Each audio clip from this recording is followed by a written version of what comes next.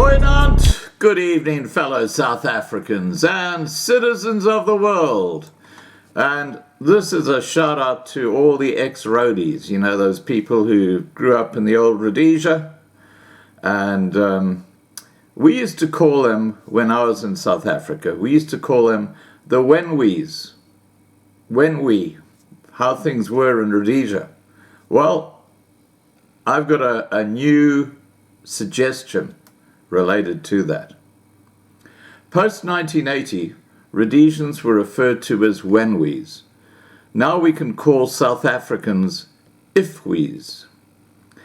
In summary, if we only listened to the Wenwees, I think that kind of sums things up. And what I want to talk to you about here is basically, once again, Eskom and leadership, or the lack of leadership at Eskom. And that's self-evident. I'm going to just go through the list of chair people and CEOs at Eskom, and you'll get the idea very quickly. Eskom was once one of the world's leading electricity companies. It was so successful that it was supplying more than half the electricity in Africa by the end of 1990. Now, that was under the old apartheid system. Eskom was also a highly efficient electricity producer, and its 1994 annual report, it promoted the fact that it was the world's lowest cost producer of electricity. Get that? The world's lowest cost producer of electricity. Years of corruption, incompetence, and political meddling have, however, crushed this once proud institution and brought it to the brink of collapse. And anyone who lives in South Africa today knows all about load shedding, and that's the fruits of the leadership that we're going to be talking about in this video. This once stable, efficient, and well-run power producer can now no longer produce enough power to keep the lights on in South Africa. Load shedding, which can last for many hours per day, has now become part of daily life for all South Africans and is crushing the economy. One of the biggest challenges which Eskom faces is the lack of a competent leadership team and board. And we know why that is. It's called black economic empowerment. And for those who are right at the top, it's called black incompetent privilege. Energy expert Ted Blom puts it down to the government insistence to employ politically connected people instead of technocrats with energy experience. Well, that's self-evident. This strategy has backfired spectacularly, and after numerous resignations, the Eskom CEO position has become a poison chalice, which very few leaders will consider. The massive churn rate of Eskom CEOs over the last decade clearly illustrates why it is seen as the most challenging job in the country.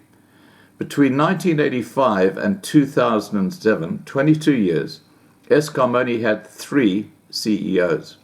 Ian McRae, 1985 to 1994, Alan Morgan, 1994 to 2000, and Thulani Gagabashi, 2000 to 2007. Things rapidly changed after Gagabashi left office, however, and over the next 13 years, Eskom had 13 CEOs, interim CEOs, and acting CEOs. The instability took its toll on the company. Regular load shedding, corruption, and mounting debt defined Eskom between 2008 and 2020. The Eskom chairperson position is equally unstable, as there were 6 chairmen over the last decade compared with only 3 chairmen over the 20 years when Eskom was a world-class energy producer. Let's have a look at the CEOs. We won't worry pre-1994 because there were so few of them. But let's look what happened after 2007. We had Jacob Maroga, and then in 2009 we had Mfo Makwana. 2010, we had Brian Dames. 2014, we had Colin Machila.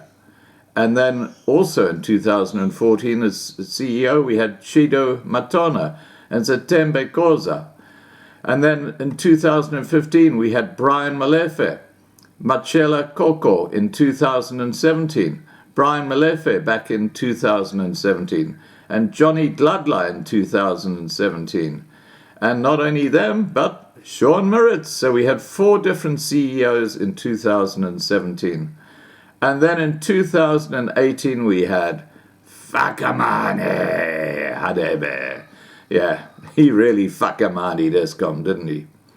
And then in 2019, we had Jabu Mabuza and Andre de Ruyter in 2020.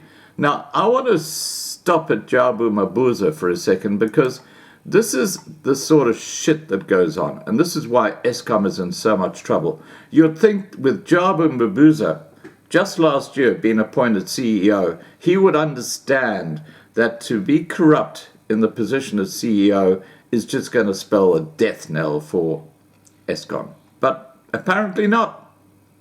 I'll tell you why. A company of former Eskom board chair Jabu Mabuza's distant relative reportedly made it to the final bidding process for a 11 billion rand boiler tube maintenance contract at the power utility. The Mail and Guardian reports that Mabuza's relationship with his relative and the likelihood of a conflict of interest was questioned at the power utility ahead of Mabuza's resignation. It was reported that neither Mabuza nor his distant relative declared a possible conflict of interest.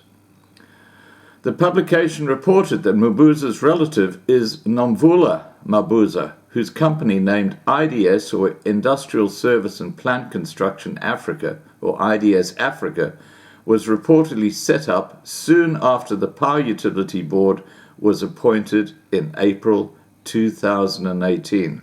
So it's a brand new company with no track record, and they're at the final leap to get an 11 billion rand contract from Eskom. That's called keeping it in the family. Anyway, let's continue. IDS Africa could reportedly gain 70% from the contract if it wins.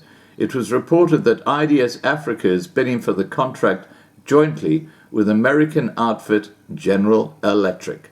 So what you've actually got happening here is you've got a relative of Jabu Mabuza, who is the BEE partner with General Electric, making it possible for General Electric to actually get the contract.